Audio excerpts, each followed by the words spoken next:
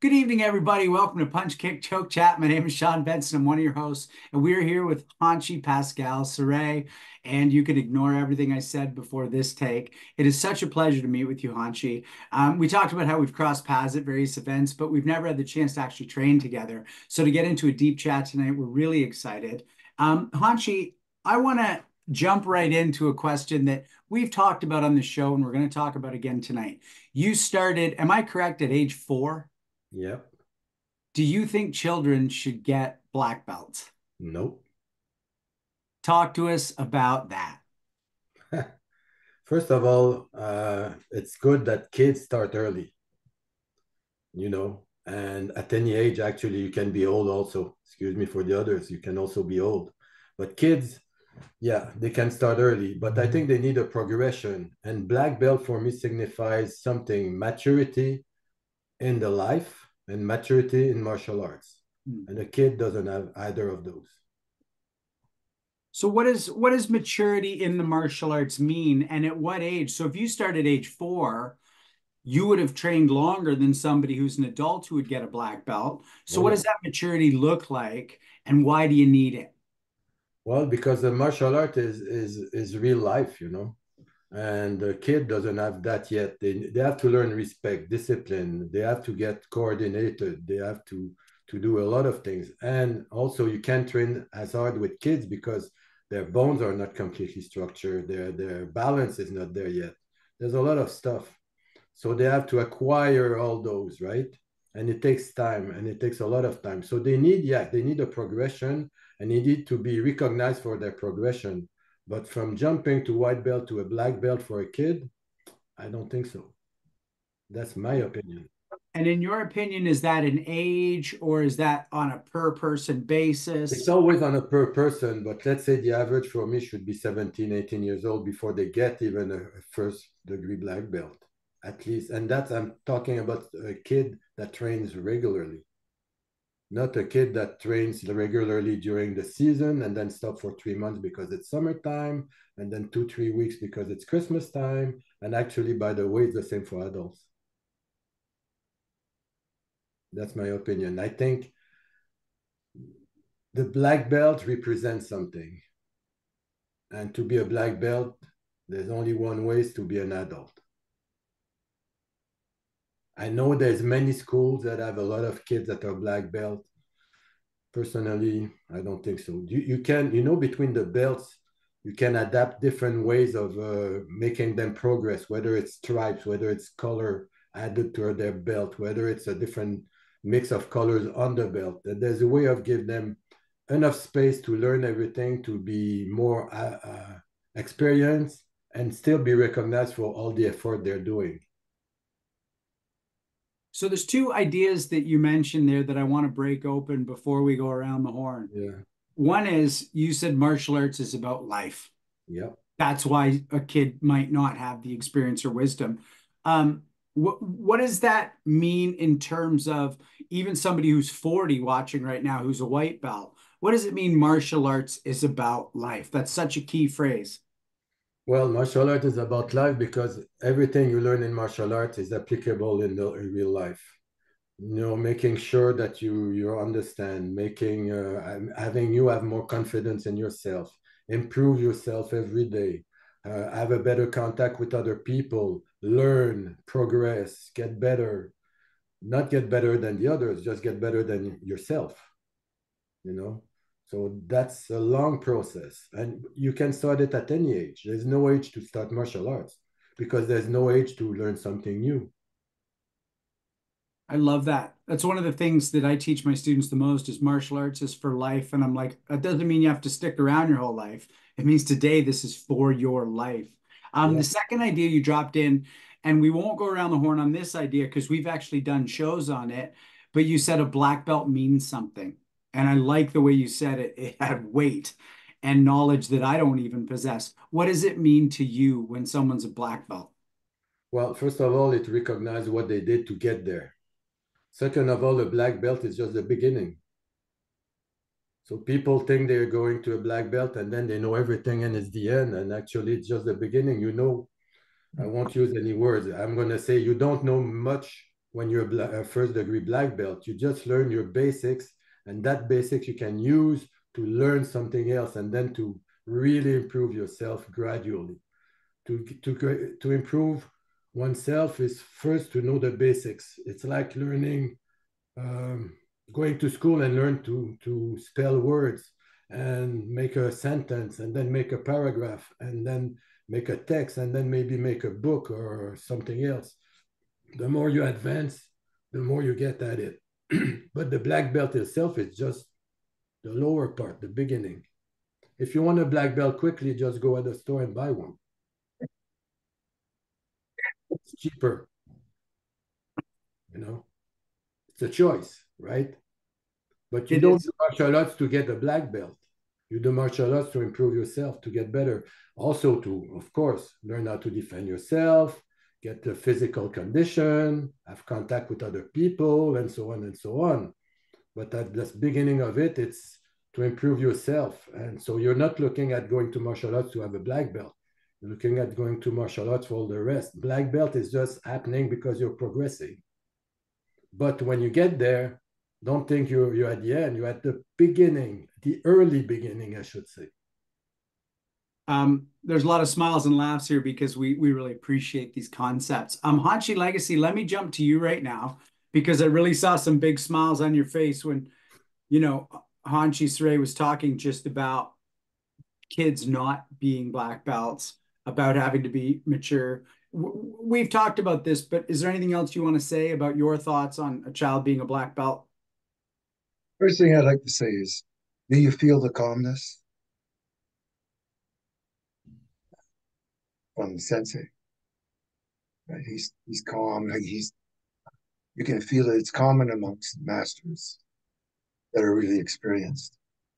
As you know, I totally agree with the maturity thing. Right? No one, I myself, to put an age on it, I've always said no one should be a black belt before they're 16. And even at that age, it's very, very rare. Right. And again, we've talked about this before, but just so I can show what my reasoning is. Um, I've often said this also. If you had a 13-year-old daughter and she was a black belt, and you were at home at night and somebody broke into your house, would you send her downstairs to deck the house, or would the father go down, or somebody like that? They're just not prepared at that age. It's to mature the body, mind, and spirit to grow as one, like the master was saying, takes a long time, and it takes a lot of hard training. And a black belt in my dojos does mean something. And I'm enjoying this already. This so far has been my favorite. You know, there's one thing I can add on that is that people think they do martial arts, so they're martial artists. There's not that many martial artists in martial arts. There are practitioners that redoing, let's say you did martial arts for 10 years, but many of those people are doing 10 times the first time martial arts. They're not doing martial arts for 10 years because they don't train all the time. They don't put always the blood and the sweat. Yeah, blood and sweat in it. And also, it represents something, right? So it's difficult. It's a difficult task. And if you train like twice a week, you don't come in summertime, you don't come during vacation, you hurt yourself a little bit, you don't come, then actually you're not really coming for a full year. So even if you had 10 of those years, you still don't have 10 years. You might have 3 years, you might have 2 years, you might have 5 years in it. People are looking at it like, oh, I've been doing that in 2021, 2022, 2023, so that's 3 years. Yeah, but how many times did you train? And how long did you train? And how often did you train? And how hard did you train? And so on, right? Absolutely. Hanshi, do you want to say any more? Should we go to Hanshi Sensei Suino? Well, I think we should tell people watching how many years he's been in martial arts. It'll He come in was, the introduction, Hanshi. Yeah. no, I can hardly wait to get to what he has to say. Right on. Let's go to you, Sensei Suino. Let's talk about age requirements for a black belt. Yeah, I don't know that I have a ton to add. I heartily agree that you need maturity to be a black belt. We have a theoretical age limit of 16, but we've never given a black belt to someone that young at my dojo. And the way we came upon that age was because the Kodokan in Japan also limits it. They will not give a black belt out to somebody below 16. Somebody would have to earn it. We've got a couple of kids now that have been doing martial arts with us for, I would say, 8 to 10 years, and they're approaching 16. I think looking at them, they're 2 to 3 years away from their Shodan. So, right, it's just the way it shapes up. They need to be good at the martial art. They need to be strong. They need to have a certain amount of maturity. And part of that, too, is they have to represent your dojo well. You can't have a bunch of chucklehead kids running around with black belts, that say, I'm from JMAC or from Legacy Shornru or any other place. So I agree 100%. There's a maturity level. I think there's a lot of schools that give out black belts earlier than that. I don't agree with that sentiment, and I think it does damage to the martial arts as a general rule. Thanks, Sensei Suino. Sensei Dofan? It's funny, when we were all in Levy, everybody knows my little guy Ohm, who's a little bit on the spectrum. He's yellow belt, but loves karate. Like every picture I get, his parents send me, he's like doing some karate pose, and he worked so hard to get his yellow belt. I mean, he worked hard to get his yellow belt. He trained for almost 2 years to get his yellow belt. And he was flabbergasted in Levy when kids his age were walking by with black belts on. As I sat next to him at the tournament, he was like, Sensei, there are 10-year-old kids who are full black belts. And he was like flabbergasted by it. And he should be flabbergasted. And I was really proud that one of my young students would think that that was weird, that a young kid would be a black belt. Mm. So the only thing I want to say, Sean, to build on what Hanshi Legacy had said about, would you send, your 12-year-old black belt daughter down to guard the door when somebody was breaking in? How about this? On the same night, a 5-year-old joins your dojo at the same time as an 18-year-old. And the 5-year-old trains until they're 10, let's say 11, 6 years. And they train super hard, side by side with the person who joined when they were 18. And that person who joined when they were 18 trains who's gonna win in the fight and represent the dojo better and know more and be more mature. Of course, it's going to be the person who's 18, because your body and your mind have to be at a certain level to be a black belt. And then let's take it another step further. Let's say like a terrible human being walks into the dojo one night. Who has the higher percentage chance of dealing with that situation? The one who was 5 when they started and got a black belt when they were 11, or the one who was 18 when they started and got their black belt in their mid-20s? It's just clear to me that a black belt does represent something mentally, physically, and spiritually, and you have to be mature enough to weigh that, carry that. It's a responsibility too, right? It's a responsibility to be a black belt. Absolutely. When my uncle once said to me, I've beaten up lots of black belts, I said, not real ones. Like, not real ones. You didn't beat up real black belts. And when people say, oh, karate doesn't work, I said, that's because you didn't work for karate. You let karate down. It didn't let you down. That's where I take it. Thanks, Sensei. And one more question before we do our intros, but it's only for the two Hanshis on the call. Hanshi Srey, what does it mean to you to found a style? Found a style? It's my personality that goes in it. Some people will found a style because they want to have people around them. They want to be the first at the top.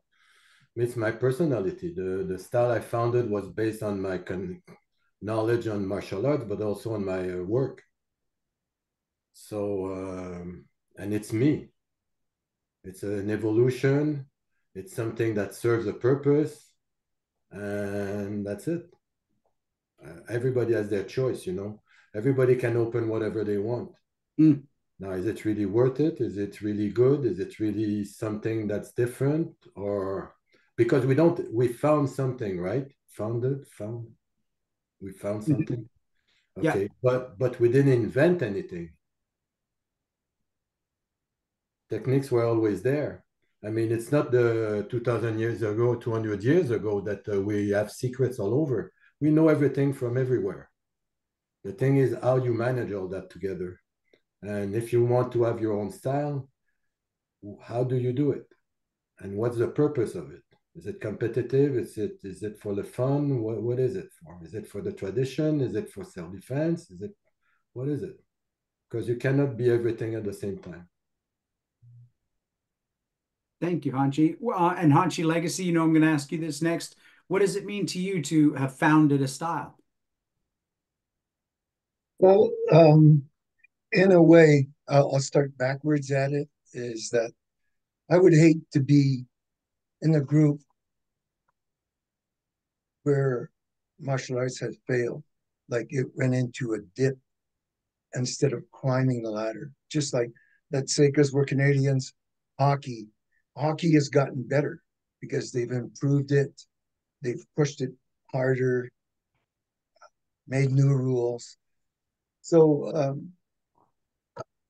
I think that the reason that I was given a 10th Dan was to try to bring White Crane back into karate. And so what I did with Shorin-ryu is I added the White Crane onto it.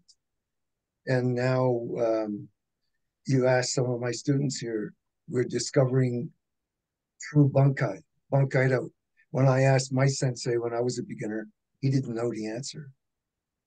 So I think that inventing a new style is just keeping things in step. It's like we're not inventing, like the sensei said, or the master said. It's not inventing something new, but not losing that and finding a different way or a more modern way to improve what we're already doing. Right. I mean, how are you going to change 10 basics too drastically without really losing the original meaning of it? So I think it's just keeping it alive during our time so that nobody can say during my time that that is when martial arts took a bad dip. Thanks, Hanshi. I just got to say, it's a pleasure watching each of you smile at each other's words as we're talking in this first while. Ladies and gentlemen, like I said, my name is Sean Benson. I'm one of your hosts. If you're watching on YouTube live, we're so glad you're here with us tonight. If you're watching delayed, then hit that subscribe, like button, share it with your friends. If you're listening to a podcast, that's amazing. Drive safely while you're listening, or don't forget to turn your oven off after you pull your cookies out. But if you're here live tonight on the Zoom show, you get to be a part of this living history. We're so glad you're here. And we have a chat button at the bottom of the screen that is going to light up. I believe Justin's with us tonight. And that means you're going to ask your questions for Hanshi Sarai or for us around the topics that we're into. And we're excited to hear those from you. Every week I get to introduce the senseis. You know, I mentioned last week I was away. I was shooting, and the way I was doing my work was at night. So I'm sorry that I couldn't have been here. But what I'm most sorry about is that there's two significant things that I haven't personally been able to acknowledge. I'm sure they've been discussed or maybe not. But in the time since I've been able to be here with you hosting, Sensei Dolphin has gotten his blue belt in Brazilian Jiu-Jitsu. Sensei Suino's gotten his 7th Dan in Judo. And none of us are here without Hanshi Legacy. That one's a given. But I just want to say that it's such an honor to have teachers who are also students, who are training, who are working through the ranks by being on the floor and doing their program, not just by pointing to what they once did. And I didn't get a chance to say that yet as a co-host of this show. So that's my introduction tonight. Congrats to my senseis, and thanks to Hanshi for creating the umbrella that we're here under. That's a good intro, Sean. Thank you. So we're here tonight with Hanshi Pascal Sira, And I also want to say thanks to Hanshitarian, who suggested we contact him. And I also want to say thank you to Sensei Charles Banfield over at Karate Connects, his podcast, because I ripped off everything in the intro from Sensei Banfield. And you should go check out his podcast too, because he's got an awesome podcast. And the more of us doing this, the better. But Hanshi Sera was born in France and came to Canada at the age of 5. And he's been training for over 60 years. And I think it's actually like 67 years. He's coming up on 70 years training. And he runs the Aki Jiu-Jitsu Nintai Ryu. And that's in Montreal, where he lives and trains and teaches. Hanshi Sera started training in 1957. And he trains a number of different martial arts.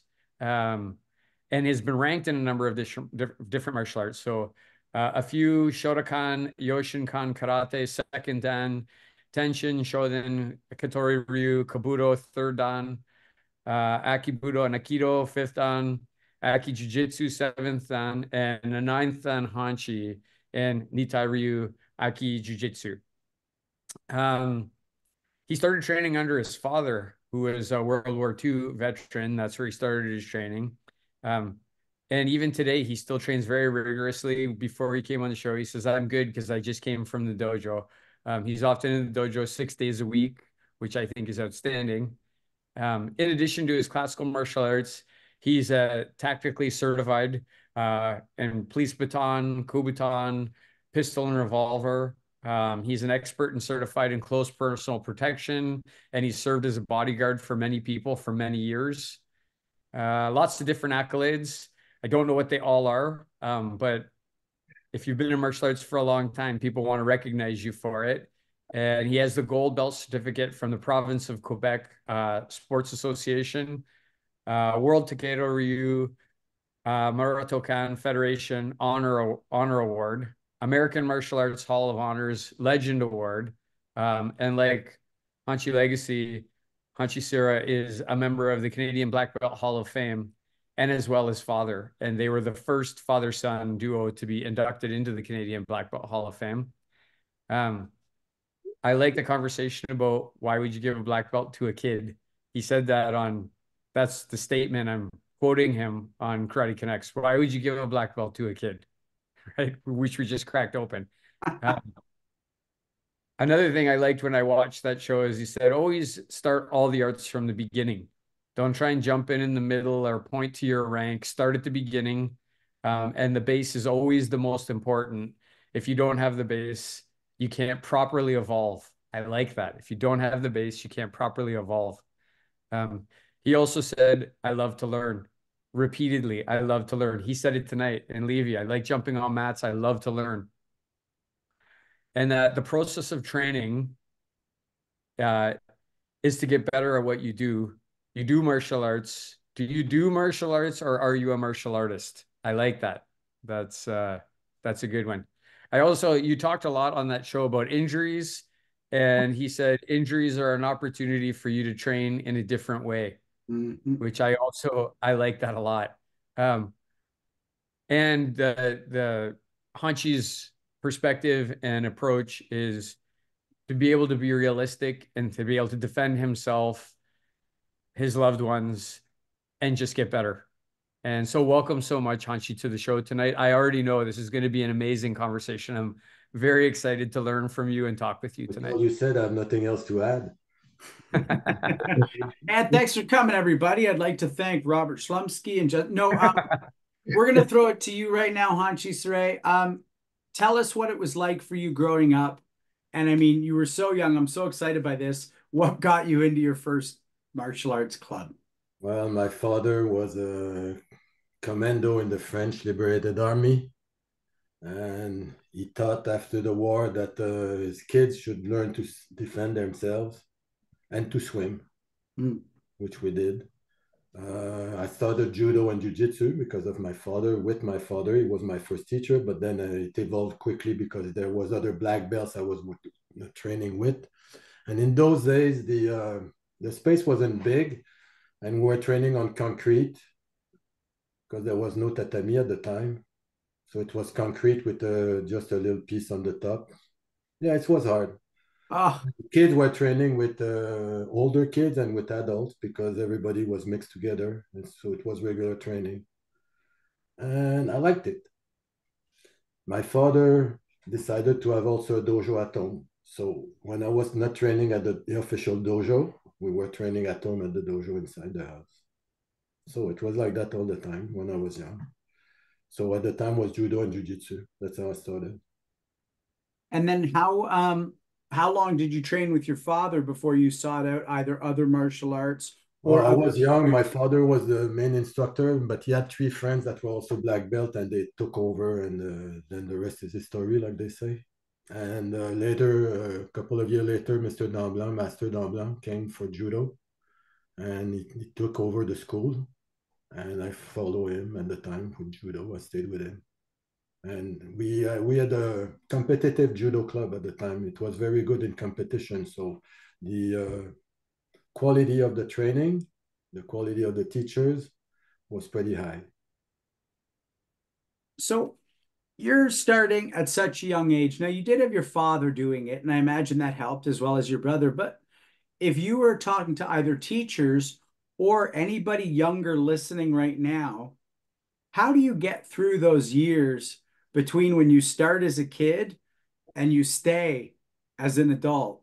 Because there's so many things you can do other than train in your basement with your dad when you're 16 years old. There's other things to do, but for me, martial arts was the main thing to do. So judo was there, and at that time we didn't get a black belt when we were kids, so we had to train anyway. Um, I don't know. It depends. It depends on how you look at it. Me personally, I love the martial art, but I was also a swimmer, so I was doing other things too. Right. You know, but I wasn't a drinker. I was still when I was even a teenager, older teenager. So it stayed for me. Everybody has their own path, right? You can do different sports at the same time. Me, I wasn't interested in team sport like hockey, baseball, football, basketball. All those I didn't like. I still don't like them very much. But martial arts, yeah, I could eat it every day. Mm-hmm.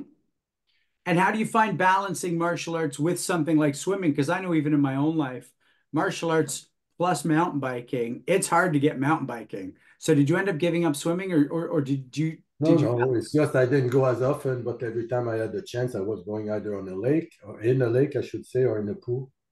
Yep. And when I was swimming 1, 2 kilometers and then come back and then do some push-ups and sit up and punch in the air. And then I'm gone for the day. And then I train maybe in the evening for the martial arts. My usual training was about 7 days a week if you had the competition and if you had the seminars, and maybe once, twice, or three times a day. So a day would be between an hour and a half to 3, 4 hours of training every day. And it's still the same, except now it's not 7 days a week, it's 6 days a week because I'm getting older. Yeah, sounds like you're really slacking there, Hanshi. Slowing down, slowing down. That's an incredible volume of work. I actually want to go to Sensei Dauphin. We're going to go a little around the horn on this. Sensei Dauphin, a bit of what I was asking, Hanshi. How do you, A, keep a young person interested through those years when they're not necessarily sure they're choosing this? Maybe they were dropped off by their folks or whatever. And B, how do you suggest to someone to keep increasing that volume of work if they're not already doing that 6, 7 days? How do you get them there? I don't know that everybody is going to get there, Sean. I don't think everybody is going to get there. I don't Right. think everybody can get there. I think it's for some people they're never going to. Um, Keeping kids interested is again, we could just have a whole show about talking about that because all the Sure. kids are different and they're all interested in different things, right? Some want to be superheroes, some want to be, they love fighting, some are enamored by this. One thing I like to do is just keep a personal connection with the kids. I like when they come in and they're excited to see me, and my lines are drawn, so they know I'm going to make them train hard and I'm going to make them sweat, but they know I really care about them, and they know that when I ask them how their day was, it's not lip service. I want to know how their day was. And when they say, I had a great day, I say, why did you have a great day? Or I'm not doing good today, Sensei. Why are you explain? Right? I don't let them off the hook with just a one-word answer where they walk away. Yep. And the volume training is not for everybody, right? It's just not. It's okay to be, I don't know, for lack of a better word, you can still get great benefits from doing martial arts and not being a martial artist. As Sensei Sure has said, right? You still can get a lot of great benefits, but not everybody's going to be a martial artist. You're right. Thanks, Sensei Dauphin. Hanshi Legacy, I'd like to jump to you just because of how much I saw you smile when Sensei Dauphin said that volume of training, not everyone will reach it. So how do you keep someone interested from a young age to an adult age? And how do you get someone to a volume of training maybe beyond what they think they can do? Well, you're gonna think I'm gone maybe a little bit too much, but a person like Master Pascal, they were called. They didn't know, but it was you were just called. It's just like becoming a Buddha. You somehow were put on that path. Personally, as far as training goes, I went in at 10 o'clock in the morning and went home. Karate ceased for that day at 9 p.m. And the reason I can honestly say that is that I actually worked there. The guy who ran the karate club hired me to clean it, and that eased my dues a little bit because I didn't have that much money. But he must have seen a little bit of positive in my training. And on weekends, I basically trained 7 days a week because Saturdays and Sundays were always either going to Benny Allen's in Toronto or going to tournaments and seminars and stuff like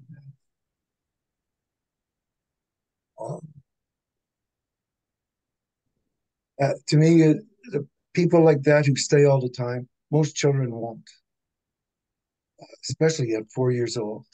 Like that's unbelievable, but true. I mean, it's unbelievable, but true. When people ask me, what is the perfect age for someone to start karate? If your parent is not a black belt, and we've over 25 years wrote down who stayed the longest, and it was people who started at 11 years old. If you're bringing someone somewhere else, bringing them at 11, then they will last the longest amount of time. And even those people have a hard time, but that is the majority. But a person like the master, he was called, he just fit that mold. Thanks, Hanshi. Sensei Suino, where do you go with these questions about how to keep people over what I consider to be a real formative hump and volume of training beyond what most people think is what they can do or would even conceive of? Well, I have come to similar conclusions. I don't think everybody should be kept. I think you give them an opportunity, you set the standard, and you make them train. And I love the fact that it's not always who you think it is. I've got, I don't know, we're primarily an adult school, but we've got 30 kids in our kids karate program. Some of them, as I mentioned earlier, have been there 7, 8 years. Not the ones I thought, but they're good. They're driving on, and I see some of them are going to make it through their teenage years, still training. They're the ones who should be there. So I don't work very hard to try to entertain the kids or keep them there. Try to give them good, solid training. Try to make sure they know we're in their corner. They're in their corner. We're there if they need them.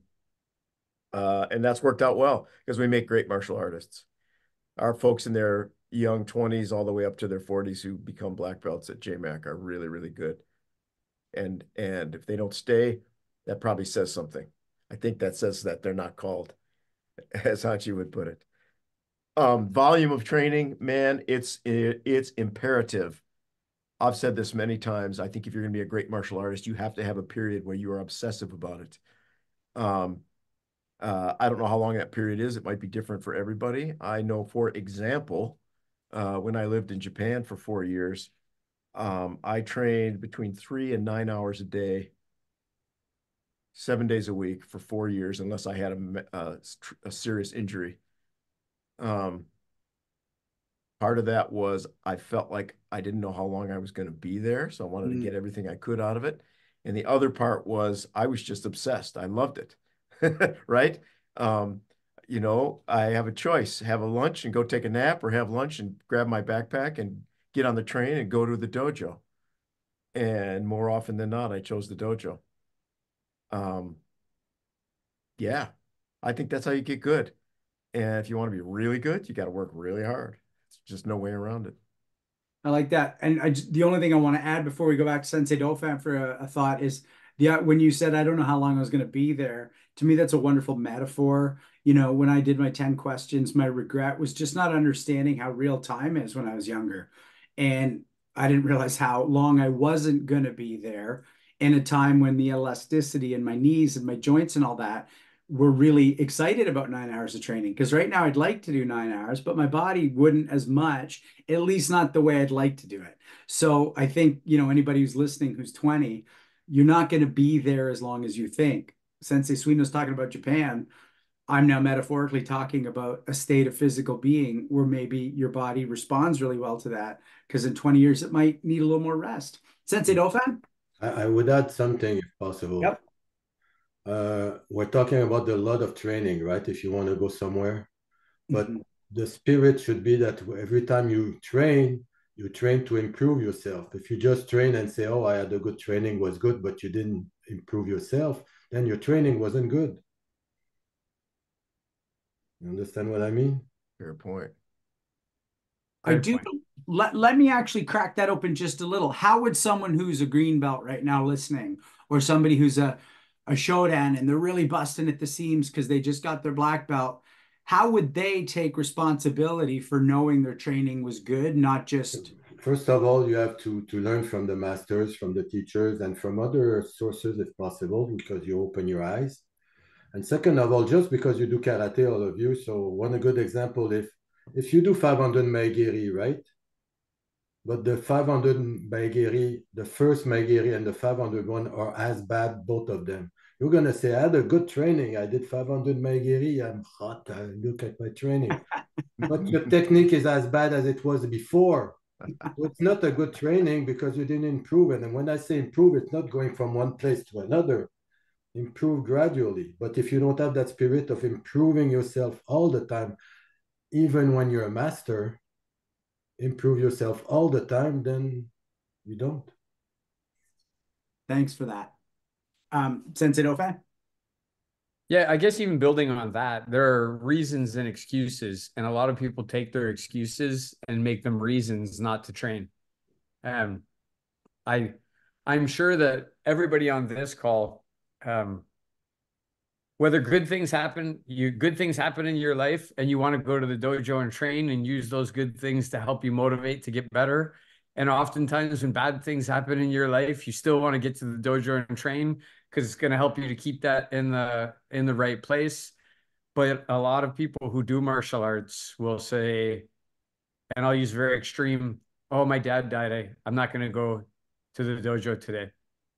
I'll just say, for me, the day my dad died, I went and trained with Sensei Legacy because I knew that I wanted to be in the dojo and that would help me with that particular situation. And maybe that's a reason for some people. I don't want to say, but I think a lot of people, we've talked about this before. Well, there was a train when I was driving to the dojo, so I turned around and went home, right? Like, those are not martial artists. Those are people who do martial arts. Thanks so much for that. Hanshi, let's get back to a bit of your growing up story. Talk to us about, as you started to deepen into your teen years and as you got into your early 20s, What did it start to feel like for you as you're now into 10 plus years? And when did you start to explore other arts? And what were the first other arts you explored? I saw Aikido, Yosekan Aikido, the dojo one day because I went to where I was doing judo, jiu-jitsu. I went there one day because I forgot my stuff there. So I said, I'm going to go during daytime. And I arrived there and there were people training on the mat. Not many because it was a long time ago. Not many, but they were training with the same gear as me, right? They had the gi on them. And they were doing something different than me. And I sat down and I looked at it and I said, that's interesting. I didn't know there was other stuff because I was so, like many people are at that age, focused on what I was doing. And then I saw that, and that opened my spirit and my eyes to different martial arts. That was the timing. And then what did you first after did you go then did you take Aikido Yeah, and then yeah, and yeah. then I did that for years on top of my other training. And then my teacher was also doing karate. So I started karate also. And then they had weapons, right? So I did weapons. And then the training for the Aikido changed to Aikibudo. And there was other training in weapons from Katori Shintoryu. I guess most of people know what it is. And that's where I trained too. And later I added handguns and other stuff and knives and whatever. I had in my home, at home, I had a basement and I had a place to throw my knives there. So I was throwing knives, punching bag, all these different things. And for me, it all became one. I wasn't going to one or the other. I was doing everything. And it became in my mind one. Not when I was training. If I was training karate, I was doing karate. If I was training judo, I was training judo. If I was training in Muay Thai, I was doing Muay Thai. If I was training in something else, weapons, it was weapons. But in my mind, everything was mixed together. So when I was seeing some movement, I said, yeah, you got me there, but I got you on the other side. And my mind became more and more self-defense oriented and not more competition oriented. right on. Sensei Suino, I want to go to you for a question. Yeah, Hachi, you mentioned Yosekan Aikido. There was a time when people referred to something called Yosekan Budo and Yosekan Aikido. Is this the same stuff that came from Mochizuki Sensei? Can you talk about, It what actually you came from practiced? Minoru Mochizuki, the father, Mm. at the Yosekan. I did train at the Yosekan in Japan. Mm-hmm. And it came from there. Hiro Mochizuki, his son, started also Yosekan Budo, but it was a bit different than his father. So I started there, and he was calling it, Minoru Mochizuki was calling it Aikido Yosekan, and he was also calling it Nihon Jiu-Jitsu. Mm-hmm. So, the names can change, but they're talking about the same thing. Yeah. And later there's Master Floquet that was a student also there who became the master, and he put that together with the Katori Shintoryu and the techniques, and it became Aikibudo. Aikibudo. Yeah. Mochizuki Sensei trained for a long time with my Nihon Jiu-Jitsu instructor, Sato Shizuya Sensei, and then they had a falling out over that name later on. So that's interesting political history. Yeah, yeah. Well, Minoru Mochizuki was very well recognized in Japan. Yeah. One of the top. That actually, I did different martial arts, but his spirit is what I kept from there. Saying that it's not just Aikido, it's not just judo, it's not just karate, it's not just weapon, it's one. Hanshi, I want to go back to that concept of one, but before we do, I just had a thought. In 1964, you'll have been studying for 7 years, which in many styles is enough for black belt, if not a good intermediate level of understanding of something. And that's 60 years ago. And my question is, you make me older than I am. It's okay, I don't mind. Because the question is, we're all history buffs here. Is there anyone you remember when you were young who was among the ages we are now? Because if somebody's 75 in 1964, when you're just young at the martial arts, you've got now a 130-year span of a martial arts history being touched on. And I find that a very exciting idea. So is there anybody from your early days in training? We really love the living history of this show, where you're like, I actually did get to cross paths with so-and-so who was born in 1890 or whatever. Is there anything you want to share like that? That when No, you I think went with back different. was I remarkable. trained with different masters, and I had. I learned a lot of things with them. Knowledge is coming from other people. You know, it's not just practice. You have to learn too. I was lucky to have teachers and masters that were very involved into the basics of everything. So that came right into me. That's why I'm always like that. Basic, basic, basic. The masters I had were older than me, of course, much older than me. And I trained with them. Like we had some different people here in Quebec, like Master Damblanc, for example. I was with for judo for many, many years. There's a lot of other people like that, but when you're young, you don't look at that this way. You look at training. So whether the teacher is, everybody's older than you, right? So for you, everybody who comes with a black belt and you're not a black belt yet and you're a kid, you look at it like that's the top there. That's where I'm going. That's how I have to learn. But when you get older and you get better, these people also get better. So either you go with them or you go with other people or you mix everything depending. Me, I'm open, you know. I love martial arts. So I like to follow a Kanazawa, for example, in karate, because I did Shotokan, because this style I like. The way he was teaching, the way he was doing. Okay. I had Ari Anastasiadis that was well-known in Quebec because he's the one who, I could say, pushed karate in Quebec in the beginning, you know. Not Canada in general, but Quebec in particular. He was actually a sensei in Japan, and it was rare to have a sensei there teaching, a white person teaching in Japan. So he had a lot of knowledge, and he was also black belt in judo and aikido. So he had the knowledge of Budo in general. So I had people like that around me. And for me, I was satisfied. When I got older, no, go. I was going to say, could if you did Shotokan, could you maybe bring out some names from the past, like maybe Funakoshi or? Well, Funakoshi, yeah, but I was training in the style of Master Kanazawa. Yeah, but I just want to know if this was his representative here. So, and I knew him because my father was friend with him since I was a kid. Lucky for me. Yeah, but sometimes you get to train with the masters. It doesn't have to be from your style.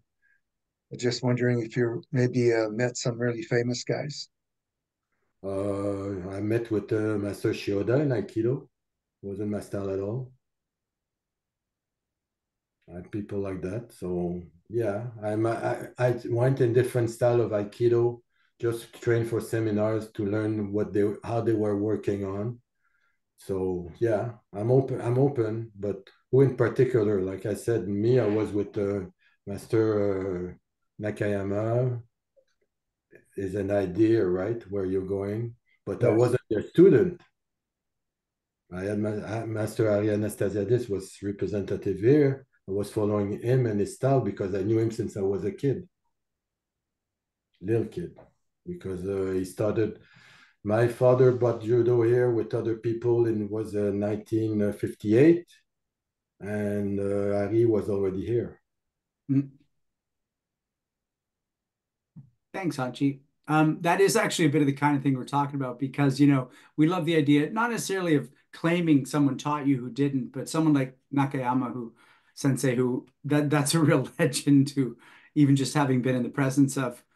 We'd love to just shake Muhammad Ali's hand. Yeah, I know. Even if you didn't train with him, I think it would have an echo because of how much we appreciate those who went before us. Even if you don't see or train with them, or even if you don't encounter them, they're still the one that were there before. That's right. You know? And before them, there was other people that were there. Yeah, we love So it. it's a wheel that never stops. You're just part of that wheel somewhere in time. But the stories are not firsthand sometimes. We're just trying to get firsthand stories from people who have actually met them. Well, Minoru Mochizuki, for example, had many good stories to tell. I trained with him personally. Mhm. Well, I don't know if that Sean goes back far enough, but Mochizuki Sensei was born in 1907. Not quite the 1800s as you were hoping for, but he's been around. Wow. It Yeah. really does. I mean, that's now we're talking about 120-year span of this thing we do just through two people. It's beautiful. Yeah, and Mochizuki Sensei trained with Professor Kano of Judo. He trained with Ueshiba Morihei, the founder of Aikido. And not only, and he started in Japan and created the Yosekan, but he ended his life in France, which I think is a neat connection. And Well, don't forget his son was living there. Yeah, is that why he ended up there? Yeah. Yeah. Aix-en-Provence. Yeah. Hachi, do you remember what years you were did you go to Shioda Sensei's dojo in Tokyo? No, he came here to give seminars, and I went to seminars. Yeah. And that was most people were pure Aikido from this style, and I was not from the style at all. But when he read Yosekan on my belt, he called me and he said, Yosekan. He said, Minoru Mochizuki, and I said yes. He said, Uh-huh. I remember. Right. Oh, he was a tough old bastard. Shioda Sensei, man, he was about 5'2", and he would destroy his students on the mat. It was unbelievable. Yeah. Yep.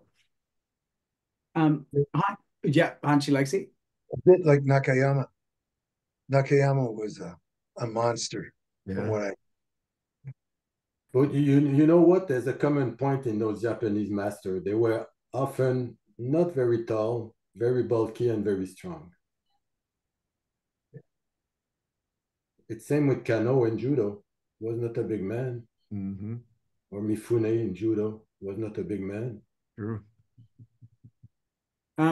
Hanshi, we've got something coming up known as the 10 questions, but before we get there with you, let's talk about this idea of they're all just one. You started in effectively throwing, grappling, hands-on arts. You moved through striking arts. Most people wouldn't think of those all as one. Talk to us about your idea that they are. Well, first of all, you don't invent anything, right? If you take judo, for example, and karate as an example, simple example, is there a big difference when you enter an osotogari with your leg or when you do a maegiri front kick, right? No, because you have to use your motion with your hips and you have to move in and then come back and use your body, right? If you punch or kick, you use your body behind your punch and kick. It's not the shoulder that works, the whole body with the hips. When you do a judo throw, it's the same. So a judo technique where you have to enter and then raise your front leg to go behind the other guy and drop him, like osotogari, for example, and you go in a maegiri, you're actually doing something very similar. It's not that different. It's just the adaptation is different because the ending will be different. And that you can do that with a lot of things. When you do a tai sabaki and you bring in a lock on the elbow, it's the same as going when somebody wants to grab you and you turn around and you pull him to you and then you throw him. You did the same type of move. You just adapted it to a different position. And that's inside or outside the attack, doesn't matter. I love how technical you just got on that. So I'm going to go to Sensei Suino on that, who both is, karate man and a thrower. We all are to some degree, but Sensei Suino, where do you go with the idea that it's all one? Well, you hear me talk about this all the time. I think pieces of martial arts techniques are like pieces of DNA, right? You can pull them out and uncoil them and study the parts and see how they fit in with others. I love what you said, Hachi, about front kick, a maegiri is like osotogari.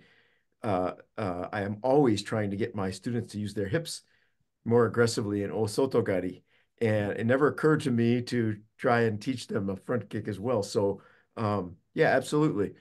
We know that each martial art is its own thing, and often the characteristic way you generate power or move in a martial art shows you that makes the style, right? That makes the style. But we still are all composed naturally of two arms, two legs, right? Hips, torso, head. And although some people are missing certain ones of those, we're all the same. And so the martial arts can only be so different.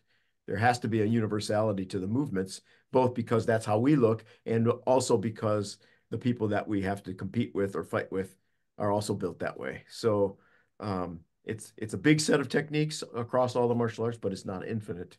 Yeah, but you also have to use your whole body when you want to do a technique, right? You don't use your arms only, because otherwise only strong people would do something. That's a good point. Sensei Dauphin, is it all one? Well, if it's inside of me, it is. So, you know, how I can't separate myself from all the martial arts that I do. I do them all and I love them all. If we're talking about on a physical sense, just as Hanshi Sarai and Suino Sensei just said, you got two arms, two legs, and a brain. But I think the interconnected of all the martial arts is your core and your hips. Whether you're doing judo, whether you're doing BJJ, whether you're doing karate, iaido,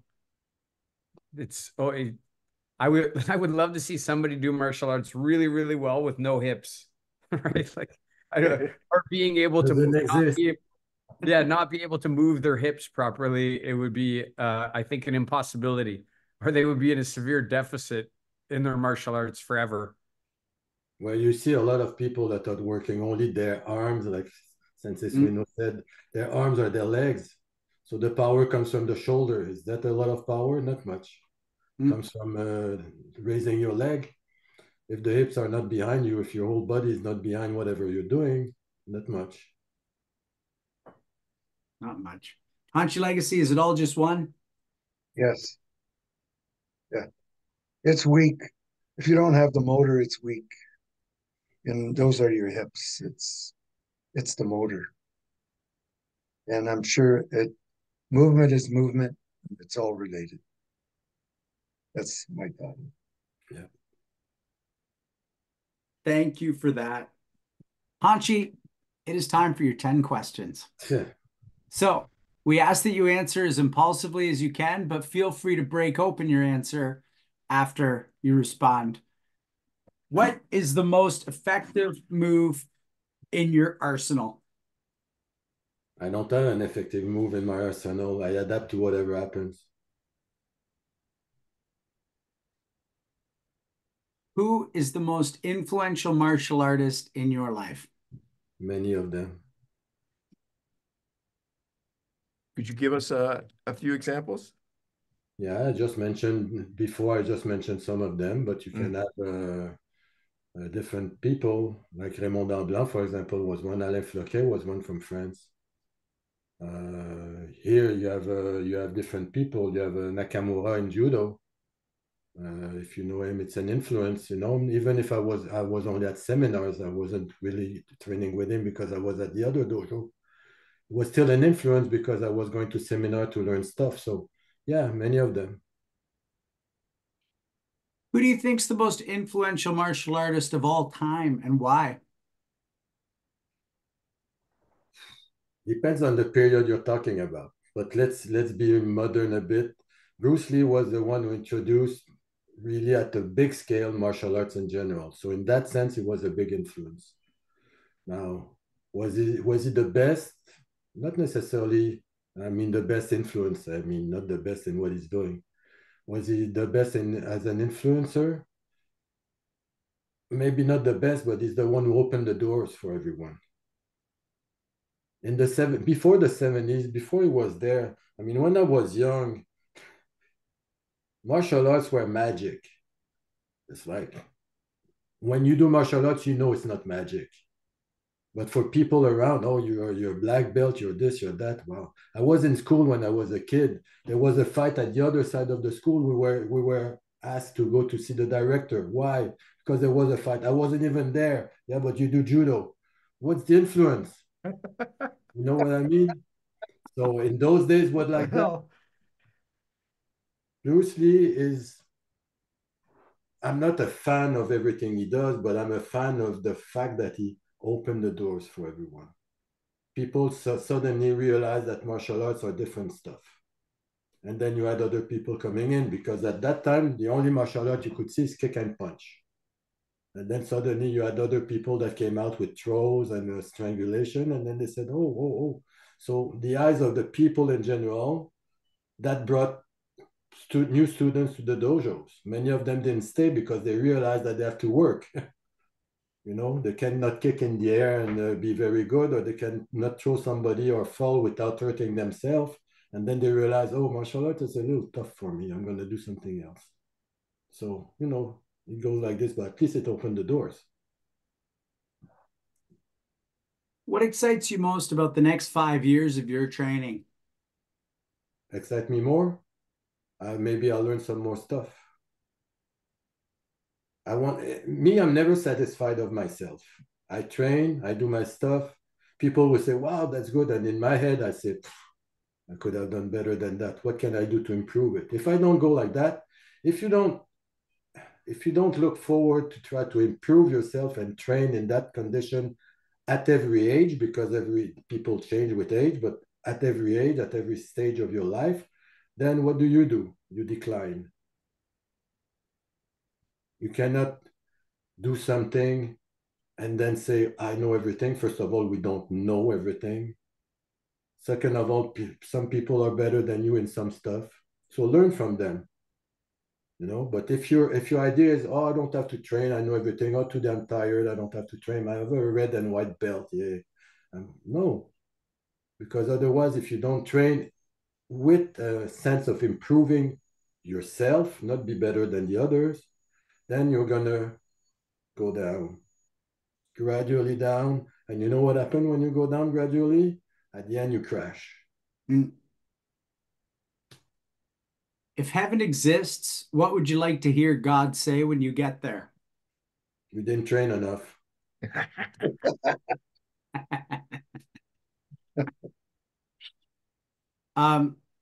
Do you have a favorite film and television martial artist, even if they're not great in real life?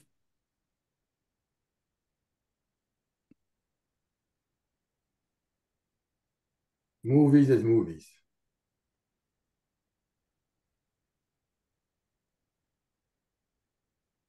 Life is different. You don't fall from 2 floors and start fighting again. We barely stand up when somebody throws you on the mat too hard.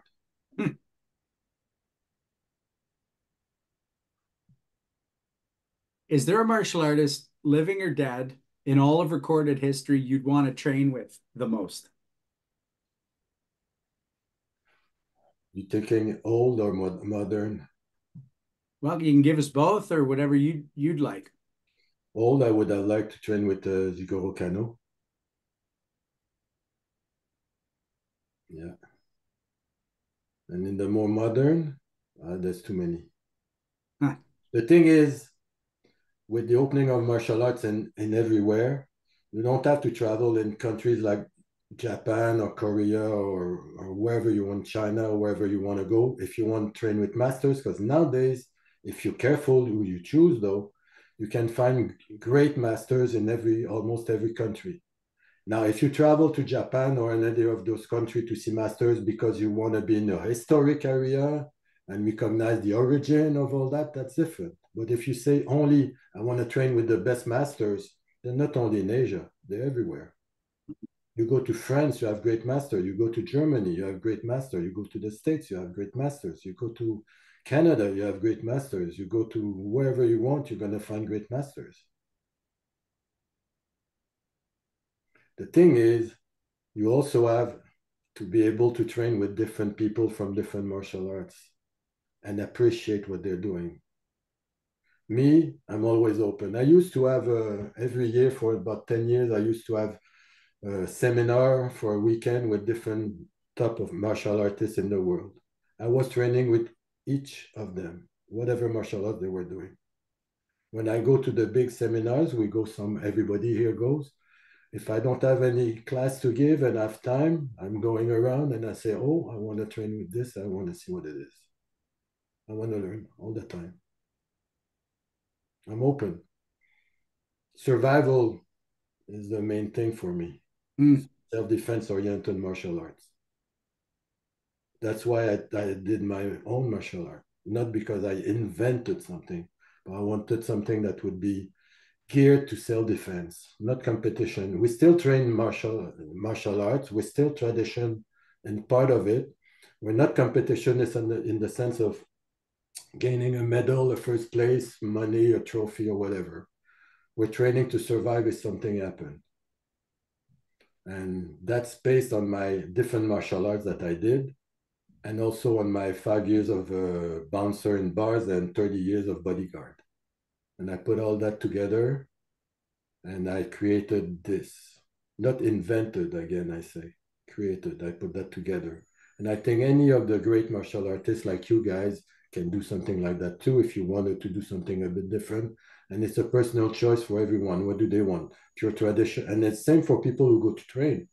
Pure tradition, competition, usual something useful, or a mix of those. There's for everybody. Choice is yours. What I suggest to people is train. Wherever you train, just choose the right place and the right people. And if you're not sure, change your place. And if you're looking into, don't go to the neighborhood dojo just because it's there, unless it's a great one. Try to find something, even if you have to travel an hour to get there. Travel an hour every day, go and come back another hour and train with the great ones. That's all. If everyone in the world could have the greatest benefit you've gotten from martial arts, whether they train or not, what benefit would they get?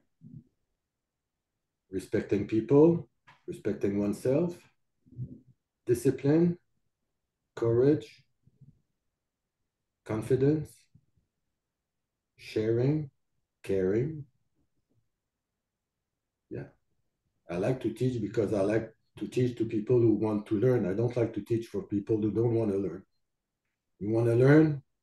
I'm here to help. I'm not the one you have to imitate. I'm a guide. That's all. I'm bringing you the best way I can to the best way you can go yourself. Because not everybody is the same. And everybody trains for different reasons. So I'm a guide. I'm looking at people. I know what they want. I'm looking at them. I see what they're strong and what they're not strong. And that's why I help them. And I do that in my classes and I do that in seminars too. Our last two questions come as a pair. What is your greatest achievement and what is your greatest regret? That's a hard question, eh? My greatest achievement?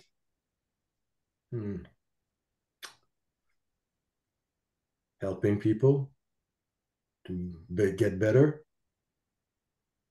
Yeah, by teaching, by being a good martial artist, by helping them to become good, hopefully good martial artists. And what I regret the most is that when I was younger, we didn't know about biomechanics as much. So the training was sometimes stupid and it was more for ego. Oh, you can do it. Let's go do it.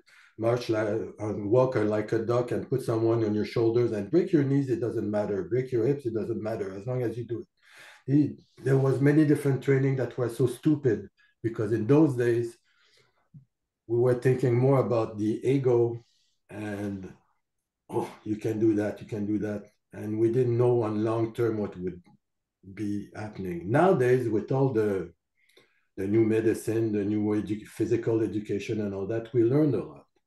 And we can have the same type of reinforcement without the injuries. So that I regret. Thank you for those 10 questions. There's a question we've known we're going to get to, and you brought it up. 5 years of bouncing, 30 years as a bodyguard. Talk to us what got you into bouncing. Talk to us how that led to actual bodyguarding, and talk to us about how that intersects with your martial arts. Well, bouncing. I wanted to try my techniques legally and see what works and what doesn't work. So I went to the bouncing with one thing in mind, improving myself and my techniques. And I made myself one rule only. I'm not allowed to strike anyone. Why? Because if I strike someone, I won't know if my technique is good because I struck them before or because my technique is good. So I had to use it as pure as possible. So I was only going on to one rule, don't hit anyone, just try your techniques. And then I could say, because I did it for many years in the lower Montreal, and yeah, I could see what works, what doesn't work, what could be improved for modern days, because martial arts have been evolving from a long time ago to nowadays. So that's what I did for as a bouncer.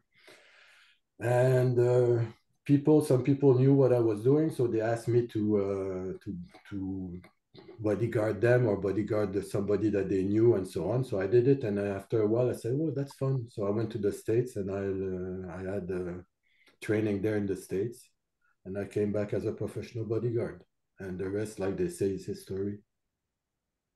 So I want to crack open that history in a sec, but Sensei Suino, I'm going to ask for your help on this one, because the jiu-jitsu and the judo are things that we're less familiar with in Legacy Shorin-ryu.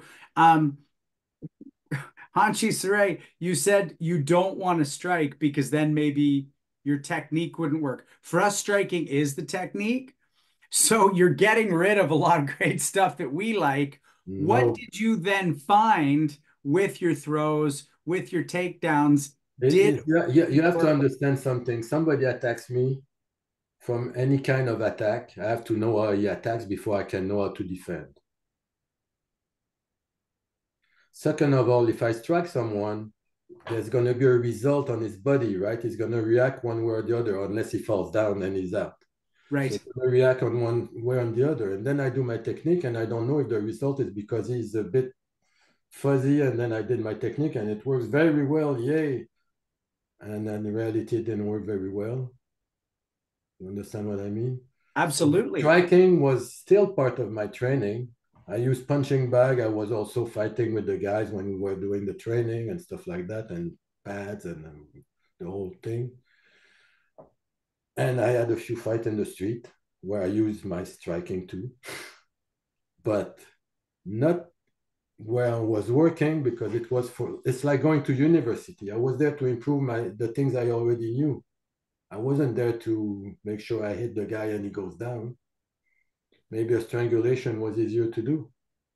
Maybe throwing him and locking him down was easier to do. So I was doing it if possible. Didn't mean I didn't strike anybody if I didn't have a choice, but sure, I was most of the time not striking. Well, that's where I wanted to go with the question, and that's why I mentioned Sensei Suino's. What did you find out worked or didn't especially well in the real world that made you go, oh yeah, this technique I got to let go, or this, or did they all work? It was just a matter of applying them correctly. Well, they didn't all work properly. Some of them had to be readjusted for real life, because training in a dojo, always keeping the same thing, is not always that good for self-defense. It's good for competition maybe, or it's good for training. And I'm not against the techniques that weren't that good in results, because the other side you have to look at is some techniques that you're not good. Let's say they would be good, but you're not good at it. Okay? Let's say that. It's easier to follow what I'm saying. Absolutely. In that case, you're doing the technique wrong, right? So let's say you're not good at it, doesn't matter, because what's going to happen is that your body will learn stuff. And your body has to learn things that you can do easily, and also things that you can't do easily. Because the situation might, first of all, it becomes a reflex. And then the situation might adapt, that somebody is attacking you in a way that you're not used to, but your body is already learned the process, and you can defend yourself with that technique that you're not even good at. But it just happened that in that moment, that was the proper technique to do. Would be a strike, would be a strike. Would be an elbow, would be an elbow. Would be a throw, would be a throw. Would be a lock on the neck, or a lock on the back, or a lock on the leg, or a lock on whatever you want. would be that. But your body has to learn many different things, not always the same. So when you do a technique that you're not good at, and that's why I didn't eliminate the technique in the sense that I said, oh, we don't do that anymore. There's always ways to improve it. But if a technique at the same time help me learn to move properly my body in the motion and be fluid when I do something, I still continue to show the technique and have the technique worked. Because it's not just one thing, it's everything. Sensei Suino, I know you had some scraps, but then was that before you got into your judo? Because I was going to kind of ask you the same question about things you went. I mean, if you know how to throw a good hard punch, that'll work in the dojo or in the street. Did you go, oh, wow, if I enter in the way I do in the dojo, it's not quite the same or quite as effective? Or did you not get there with that kind of fight? Yeah, I don't know that I ever got there. Most of my street fights were either when I was a kid or a little bit into high school. And judo worked just fine, but it wasn't enough of a test. Does that make sense? It was just situations where I would get in a scrap and somebody would say something and I would use the judo and it would work. And it was such a surprise to them that it didn't educate me in any way. Right. Does that make sense? Absolutely. I had valiant opponents on the mats, but I didn't have any, post judo, after I'd been doing judo for a few years, the scraps I got into in high school were over so fast that it was like, okay, that's it. Sure. Enough. To you, Hanshi Saray, I just want to say, I recovered both my knees after tearing my meniscus through knees over toes guy work. That's his actual name of his program. Okay. And you remind me a bit of him because he refuses to even take certain supplements because he wants to know that it's his program that works, not the supplements that work. And I really admire the way you're willing to go at that age. I need to know this works and that it's not tainted by something else. So I just think that's really cool and that we get the benefit of that when somebody like you or the knees guy are willing to go, it might be good for me, but it's not good for the overall science. Yeah. And also not everybody is good in everything. Talk about that. Well, some people are better striker than throwers, for example, if you want to be on an image. Some people are better on the other way around. Is everybody good in striking and throwing and picking, holding somebody down and holding him and strangling? I don't know. Not everybody is good in everything. Yep. Okay. But you still have some possibilities to do something. It's very simple. And if you strike someone, some people are able to receive the strikes and they won't fall. Or if they fall, they'll stand up right away. Okay. Even if the guy is not able, let's say he's on big dope, he won't feel that much. You strangle him, it's over. That's it. There's many strangulations standing up. You don't have to go on the floor. You lock him down. Oh, you break his arm. He's still on dope. He won't feel that much. I'm not saying next day, but that day, that moment, he's not feeling it.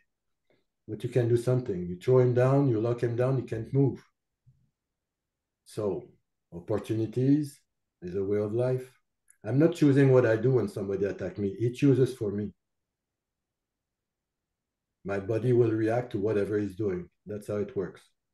You cannot say, I'm going to do this because he's doing that. If you do that, by the time you do it, you're already dead. There's no, remember in the street, there's no doctors, there's no judge, there's no, how do you call that? Somebody who stopped the fight. There's nobody like that. It's survival. Survival of me or survival of me with my kids or my wife or my girlfriend or my friend, whoever, doesn't matter. There's no regulations. So if you put all what I said together, you see that you have to do all the different stuff. Your own way. You don't have to be specialized in everything. Like you do karate, for example, that's great. Doesn't mean you cannot add a lock here and there, or maybe a throw here and there, or something else. And if you do judo, but of course, if you stay competitive only, then you want to do only that. But if you do judo and you learn some strikes, not bad. You know, it's not something bad, it's something good. Mm-hmm. If you look at competition, what happened in competition is they want to do the best of what they can do the best. So they limit what their knowledge is. They limit the different techniques because they want what works for that environment, which is a closed environment in the competition. Whatever martial sport you do, whatever combat sport you do, there's regulations. And it's okay because it saves the practitioners. But in self-defense, there's none of that. You either survive or you don't. Let's talk about the next level of martial arts, or not the next level, but the next level for you, which is adding in a force multiplier known as a firearm in your bodyguarding. So what is that whole, that seems to me like a new door you're walking through when you're now going, I'm actually responsible for someone's personal safety, and I'm strapped to do it. How did that feel, and how did your martial arts influence your ability to do that job? The influence is like I said, some people wanted to have the me working for them, so I decided to go and learn the job. Yeah. But the martial arts per se, as a, generally speaking, doesn't serve me because as much because you're not there to fight someone, you're there to save someone. If I fight someone, I don't save the other one. Right. It's either one or the other. So if there's two people attacking one person, if I take care of one person, who's taking care of my client? So I'm guessing that's a lot of strategy, exit into the car. Let's Strategy, go. it's a lot of concentration. It's a lot of looking around to what's happening. It's a lot of pre-arrangement before. You don't want that something to happen. That's the idea. It's not like a police officer. It's not like a military. It's a different job. Doesn't mean you won't have to kill if necessary. It just means, or you get shot if necessary. It just means that you're not using it the same way. You know, they're all security, right? Police, bodyguards, military, security specialists, security guards. It's all in the security round, right? But they all have a different job. It's like you say, oh, he was a policeman, he can be a bodyguard. It's not the same job. Two different things. It's very different. So for me, using the martial art as a bodyguard was a helper, of course, because you already have the skill if something happened. But you have to learn a lot of different stuff too. And shooting, well, I love shooting because some people prefer to play golf. I don't know. For me, it's concentration, it's calm. You say it's noisy. For me, it's not noisy, it's calm, it's fun. You feel the air, you feel the punch of the handguns. It's cool. And in Canada, anyway, it's under control, so not to worry. Plus, if you want to defend against someone who has a knife or someone who has a pistol, it would be a good idea to know how it works. You know, it's not a movie. You do this motion, and if the handgun discharge, just the sound of it, you're gonna jump in the air if you're not used to it. You know, and a knife against a knife. Who wants to fight against a knife? Everybody knows how to use a knife. When I was a kid, I was already eating steak and chicken. I use a knife. I don't have to be a specialist to cut you. And if I cut you with one of the knife, this is like meat. Your muscle, this is like meat. Your muscle is gone. Can't use your arm anymore. Your throat is gone. You can't use your throat anymore to breathe. A knife, you don't want to fight against a knife. You have to learn how to defend yourself against a knife if you have no choice. But it's not to defend yourself against a knife. It's if you have no choice. Pistol is the same. If the guy is 2 feet from you, you're dead. He has to be like so close to you that you can breathe with him. But it's better to know something than not to know anything. If you have the chance to do something, you can do it. If you die, you would die anyway. If somebody has a knife, you're going to be cut. Don't worry, you're going to be cut. Just try to survive the cut. So make sure it doesn't cut you at the wrong place or it doesn't strike you directly into one organ or something. But you think you're going to do martial arts for 30 years and you're going to go fight a knife? Good luck. So being a bodyguard, I had to be aware of all those, a bad baseball bat or whatever, because you never know what's going to happen. And it could be also stupid things like not crossing the street at the wrong time because the person you're with is busy talking or looking everywhere, and you have to do the job. Mm. And be ready if something happens to put yourself there. And it's not like the movies, it doesn't happen 50 times a day. Action doesn't happen that often. But when it does, you better be ready. Appreciate that, Hanshi. That's a really deep and interesting perspective on that. So if you've watched our show, you know that what we do is we go around the horn and we talk a little bit about our time with you. So we're going to start with Hanshi Legacy. Hanshi Legacy, what do you want to say about our time with Hanshi Saray? Wow. Yeah. Uh, it was very interesting and very educational. I learned so many things. I'm a big student of learning like you are. Tonight was one of those nights where the less I said, the better it was for me.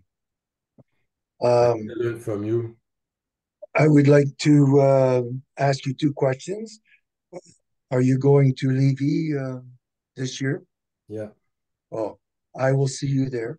Are you going to be there? Okay, good. And I, not necessarily at that time, but because of your interest, I would really like to introduce you to the White Crane. Have you ever done that, the White Crane? The karate style White Crane or Chinese Yes. style? Oh, Okinawan White Crane. I saw it, but I never knew it. I have a friend who does the Chinese style, so it's different, I presume. Yeah, yeah. Would that be Lauren? Well, I know Lauren also. Yeah. You know what? I'm friend with one of his students. Yeah. Okay, well, I am really looking forward to meeting you in Levy. Yeah, I'll be happy to try your style. Okay. And thank you very much for coming on our show. I really, really enjoyed it. Thank you. Okay, salut. Salut, ouais. Thank you, Hanshi. Sensei Suino? Man, thanks, Hanshi Saray, for being here. This was wonderful. I really enjoyed the discussion about Mochizuki Sensei, Kano Sensei, kind of that era. That's always fascinating to me. And I haven't met too many people that have studied Yoseikan Aikido. Quite lovely. A little bit while we talked, I watched some video of you moving, and you can see the influences there. It's nice to see the history in action. Thanks for being here, and I look forward to seeing you in Levy as well. Okay, I see you there. Thanks, Sensei Suino. Sensei Dauphin? Hanshi Saray, I really proud to have you on here. I always write a lot of notes, and things that usually impact me are things that stick in my head and then expand my thinking. And they're usually truths, right? Like as soon as it hits me, it's like, oh, that's a truth that I've never contemplated before. Or I knew and I just never thought about it. One thing he said today was, there's no age to learn something new. That's a great statement. There's no age to learn something new. And everybody should carry that forward in martial arts. You haven't arrived, and you're never going to arrive. Like Sensei Suino, I like the talk of the different martial arts, but the one thing that I thought was really neat is that you were training and you didn't even realize there were other martial arts until you forgot something in a dojo and wandered back in there. And then you were like, oh goodness, there's other martial arts other than the one I'm doing. Again, another statement you make, knowledge comes from other people, right? You gain knowledge from other people. Listen, I really like Kanazawa Sensei. He's a person that I always looked up to. In my mind is ingrained in my mind, him standing in front of Nishiyama Sensei, both of them standing there, and just the way he looked and how he was. It's pure martial artist when you look at him. So yeah, very solid. Yes.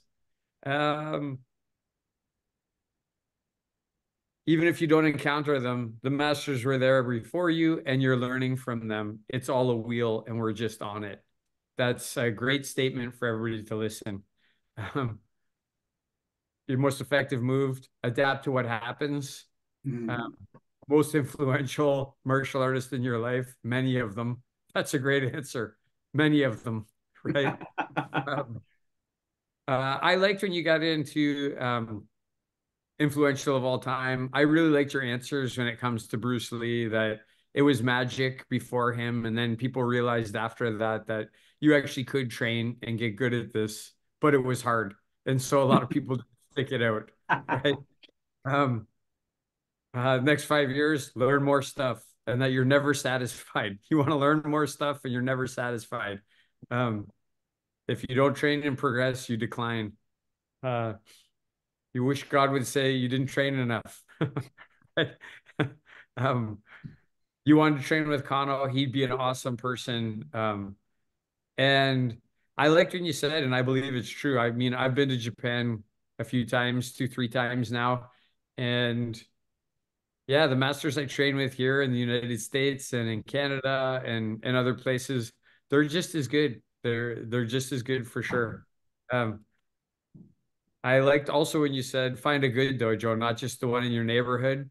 Although if you're in my neighborhood, the dojo's good, so you should come to that one. I will if you invite me. I've made it convenient for you. The benefit, you name them all, right? Like there isn't one, but respect, confidence, sharing, caring, discipline. I guess the greatest benefit is being a martial artist because that's what we get, right? Simply put, your greatest achievement is helping other people get better. That's a great achievement. Everybody should strive for that. That you became a bouncer because you wanted to see if your techniques would work, and you gave yourself one rule: no striking. Right? That's great. I love that. Then after that, you said a lot of the techniques are good. You're just not good at doing them. I like that Great. too. That is very great. And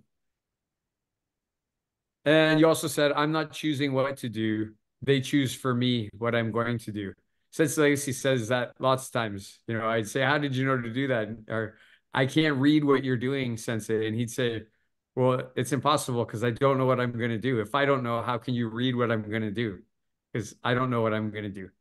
And this, the last thing you said when you said bodyguarding, it's funny, police work, all those things, people equate them with fighting, but you said, I'm not there to fight. I'm there to protect someone, right? Like that's two totally different things. And it's just the thinking tonight is so clear. And I think it's based in wisdom because you train a lot, but you've applied a lot. You don't just do things, you apply that training. And I think that's a great thing. Your wisdom shone through tonight in the show, Hanshi. Thank you so much for coming on. Thank you very much. Hanshi, we're going to go to the last word for you for a moment, but the two things I just want to comment. The one that I love you said is it's better to know something than not.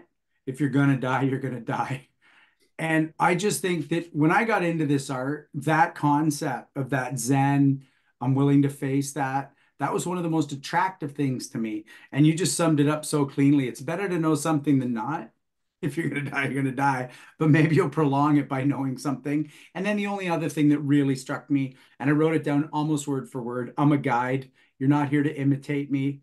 I'm bringing you the best way I can to the best way you can go yourself. And I love that because it's not about making sure someone does what you do. It's making sure they're the best at doing what they can ultimately do. And I really like the way you express that. Very quickly, I just want to say thank you to Robert Shlemsky, Justin Shea, Andrei Sedashev, Alden Adair, Jesse Villay-Vitao, Sydney Dauphin, Josh Kitchens, Christiana Landolt, Daniel J. Holland, Dridi Guliani, and Stavros Stavroulias for running the show behind the scenes.